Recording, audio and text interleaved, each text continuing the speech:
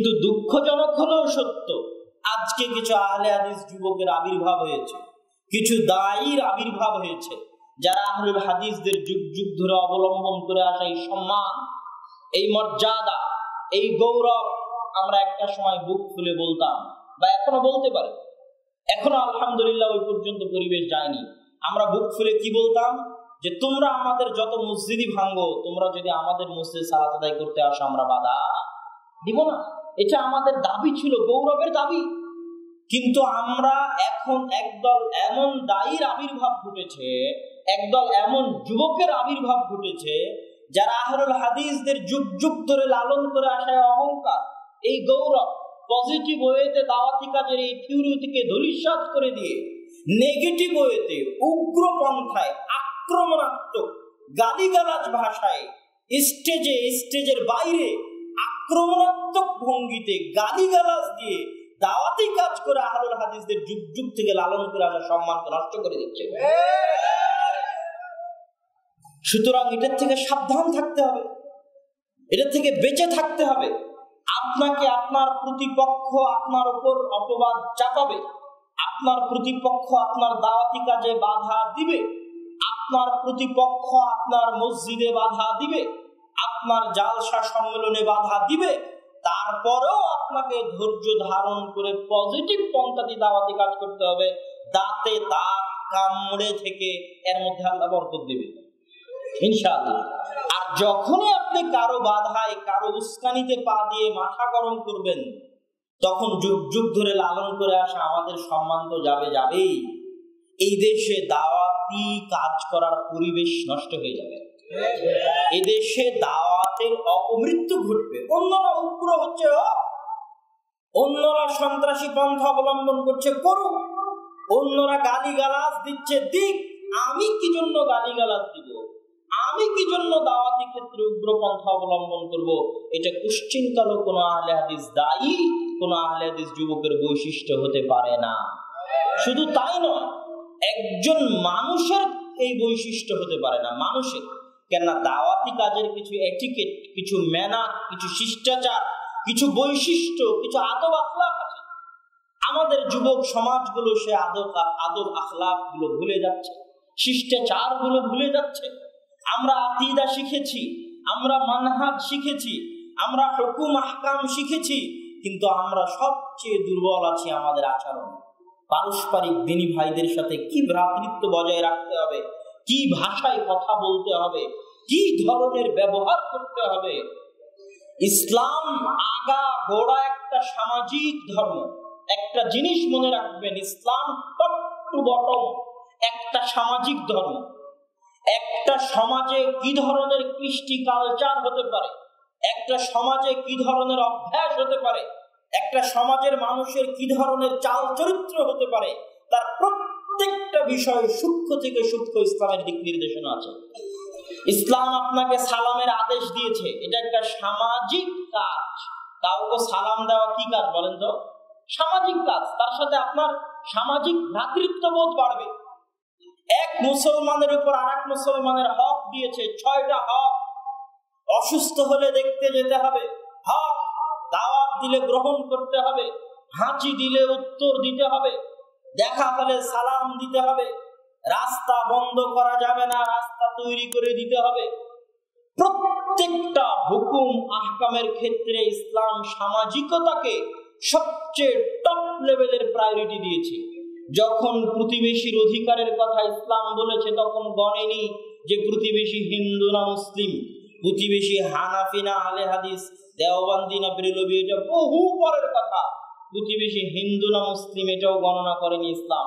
যে সামাজিক দিন, এই দিনের ব্যবহার, এই দিনের আচার, এই দিনের চরিত্র, এই দিনের নৈতিকতা মানুষকে যুগে যুগে প্রভাবিত করেছে, প্রভাবিত করতে বাধ্য।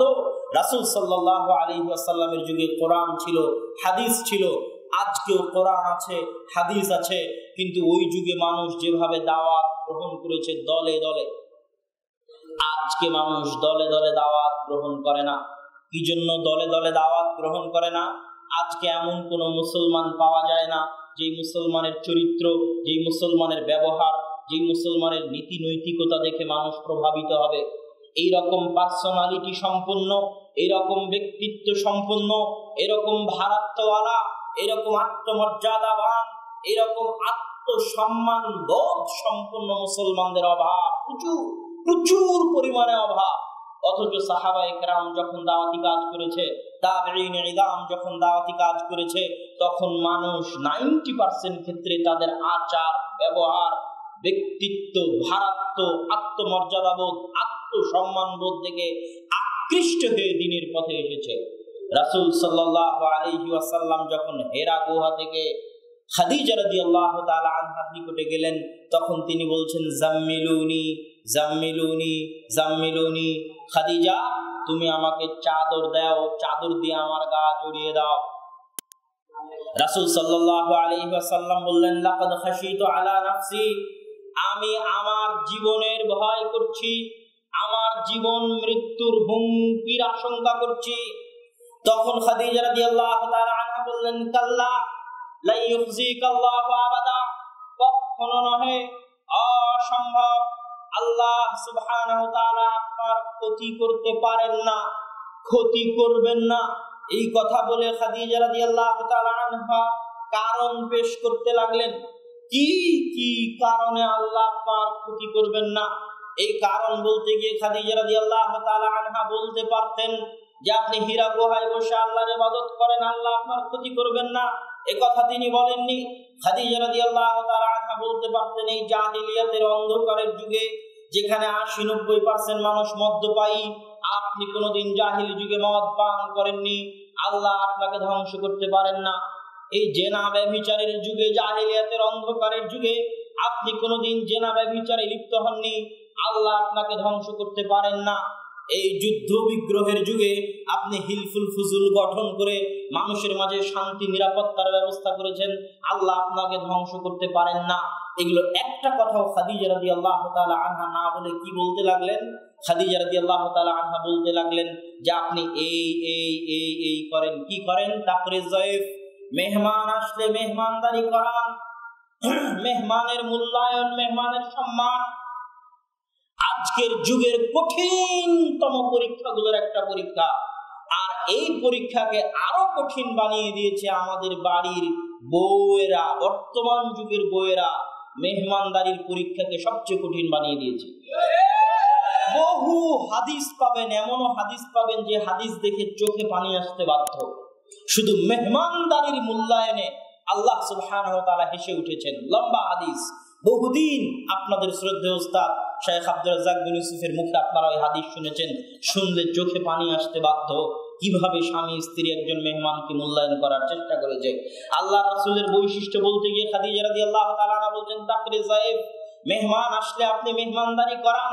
তাহমিলুল কাল, ঋণের বোঝায় বিপর্যস্ত, ঋণের বোঝায় পর্যুদস্ত, এইরকম ঋণের বোঝায় চাপা পড়ে ধ্বংস হয়ে যাচ্ছে সংসার, তাদের ঋণের বোঝা আপনি উঠান। তুকসিবুল মাদুম, আল মাদুম যার কিছুই নাই, নিঃস্ব ফকির, কিছুই নাই, তাকে আপনি সহযোগিতা করেন। তুইনু আলা নাওয়াইবিল হক, হঠাৎ বিপদে পড়েছে, এরকম হঠাৎ বিপদে পড়া মানুষকে আপনি সহযোগিতা করেন। একে একে যা যা বলতে লাগলেন খাদিজা রাদিয়াল্লাহু তাআলা আনহা, প্রত্যেকটা হচ্ছে সামাজিক আদব আখলাক, শিষ্টাচার, নীতি নৈতিকতা, চারিত্রিক উন্নতি সম্পৃক্ত। এগুলো হচ্ছে প্রত্যেকটা মানুষের হক সম্পৃক্ত, প্রত্যেকটা হচ্ছে মানব সেবা সম্পৃক্ত, প্রত্যেকটা হচ্ছে মানুষকে মূল্যায়ন করা সম্পৃক্ত। এগুলোর অজুহাত দিয়ে খাদিজা রাদিয়াল্লাহু তাআলা বলছেন, যে মানুষ মেহমান আসলে মেহমানকে মেহমানদারি করায়, যে মানুষ ঋণের বোঝায় চাপা পড়ে বিপর্যস্ত ব্যক্তিকে সহযোগিতা করে, যে মানুষ নিঃস্ব যার কিছুই নাই তাকে সহযোগিতা করে, যে মানুষ তুইনু আলা নাওয়াইবিল হক, বিপদগ্রস্ত মানুষকে সহযোগিতা করে, তাকে আল্লাহ ক্ষতি করতে পারেন না। আল্লাহু আকবার। তাহলে আমরা যারা মাঠে দাওয়াতি কাজ করছি, যুবক যারা দাওয়াতি কাজ করছে, আমাদের মতো দায়ী যারা দাওয়াতি কাজ করছে, তারা আসলে মানুষের জন্য কি করছি? আমরা রাসূল সাল্লাল্লাহু আলাইহি ওয়াসাল্লামের মতো সমাজে কতটুকু পজিটিভ ইমপ্যাক্ট, পজিটিভ প্রভাব সমাজে রাখতে পেরেছি? আজকের যুগের আলেম ওলামা হচ্ছে সমাজ বিচ্ছিন্ন। সমাজ বিচ্ছিন্ন থেকে কোনোদিন সমাজ পরিবর্তন করা সম্ভব নয়। রাসূল সাল্লাল্লাহু আলাইহি ওয়াসাল্লাম ওতপ্রোতভাবে সমাজের সাথে জড়িত ছিলেন। প্রত্যেকটা হুকুম আহকাম নিয়ম নীতি ছিল সমাজের সাথে জড়িত। কেউ মারা গেছে, তার দাফন কাফন, বিবাহ শাদী ইত্যাদি যা সামাজিক নিয়ম নীতি ছিল, বিচার আচার, বিচার সালিশ, মানুষের হক, যা কিছু বিপদ আপদ সহযোগিতা, উনি সমাজের সাথে মিশে চলতেন। সমাজের সাথে মিশে চলার কারণে তার ব্যক্তিত্বে, তার আচরণে মানুষ প্রভাবিত হতো। প্রভাবিত হওয়ার কারণে মানুষ দ্রুত পরিবর্তন হতো। আর আজকে আপনি আমার বক্তব্য ইউটিউবে শুনছেন, শুনে আপনি ইউটিউব থেকে আরো 10 জনের বক্তব্য শুনছেন, কোনো আলেমের সংস্পর্শ পাচ্ছেন না, কোনো জ্ঞানী ব্যক্তির সংস্পর্শ পাচ্ছেন না, কারো উত্তম আচরণ, কারো ভালো ব্যবহার, কারো ব্যক্তিত্বের সংস্পর্শ পাচ্ছেন না। আপনি তখন ধীরে ধীরে আপনার যতই সহি আকীদার পথে আসেন না কেন, যতই সালাফে সালেহিনের মানহাজের পথে আসেন না কেন, একদিন বিকৃত হয়ে যাবে। আপনার আচার ব্যবহার ঠিক থাকবে না, আপনার কথাবার্তা ঠিক থাকবে না, লেখনী ঠিক থাকবে না। তখন কি হবে? প্রথম কয়েকদিন যখন দিনের লাইনে ছিল তখন মোটামুটি একটু ভালো ছিল। আমি কিন্তু সব দিনের লাইনে আসা ভাইদেরকে বলছি, প্রথম যখন দিনের লাইনে এসেছে তখন একটু ভালো ছিল। 10 দিন, 15 দিন, 20 দিন যখন সব শাইখের বক্তব্য শোনা হয়ে গেছে, কিছু দিনী ভাইদের সাথে উঠা বসা হয়ে গেছে, এখন গল্প মানে গীবত, গল্প মানে গীবত, গল্প মানে গীবত, গল্প মানে গীবত। ওই দিনী ভাইয়ের আর কোনো কাজই নেই। আপনি কি আমার উপর রাগ করছেন? আমি কি কথা ভুল বলছি? এটা বাস্তবতা।